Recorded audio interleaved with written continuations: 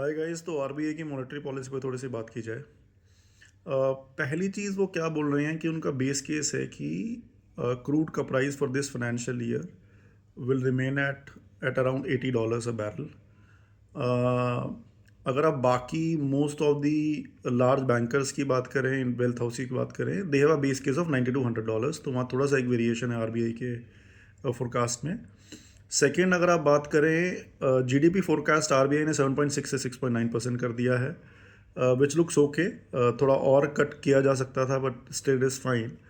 Base case of inflation RBI ने बहुत ज़्यादा अभी बढ़ाया नहीं है अपना। दे आर सेइंग कि inflation may be remains at 4.6 to 4.9%, which is in are tolerable limit. तो वहाँ पे उन्होंने बहुत चेंजेस नहीं किए हैं बेसलाइन इन्फ्लेशन में ऑफ देयर एक्सपेक्टेशन।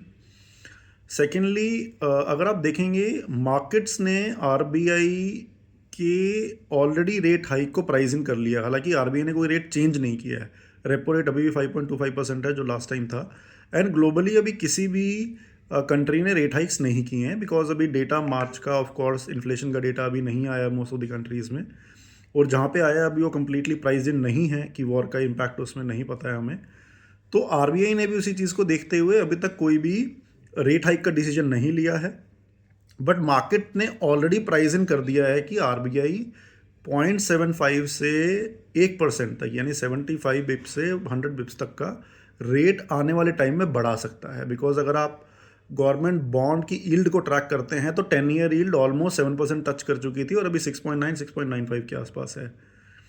तो यहाँ से एग्रेसिव स्टैंस मार्केट का तो दिख रहा है। मार्केट तो दिख रहा है कि प्राइस इन कर रहा है कि रेट हाइक होगा।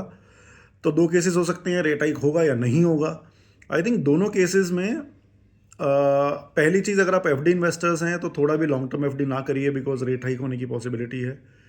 दूसरी चीज़, अगर आप एक्टिव ड्यूरेशन प्ले करते हैं तो आई थिंक ये थोड़ा टेक्टिकली आप ड्यूरेशन प्ले म्यूचुअल फंड्स, जो डेट म्यूचुअल फंड्स हैं, उनमें आप कर सकते हैं।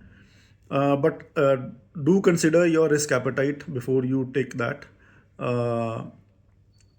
तो ड्यूरेशन प्ले थोड़ा सा अट्रैक्टिव हो सकता है, तो वहाँ पे आपको थोड़ा सा अल्फा जनरेट करने का अभी मौका मिल सकता है in next 3-4 months as the situation unfold. It may takes even 9 to 12 months also. So you to be very calculative about कि आप क्या एक्सपोजर ले रहे हो और आपका बेस केस क्या है। तो बाकी आरबीआई की पॉलिसी में और कोई मेजर ज़्यादा चीज़ नहीं थी। जीडीपी की बात कर ली, इन्फ्लेशन रेट की बात कर ली, आरबीआई के रेट्स की बात कर ली, हमने यील्ड की बात कर ली।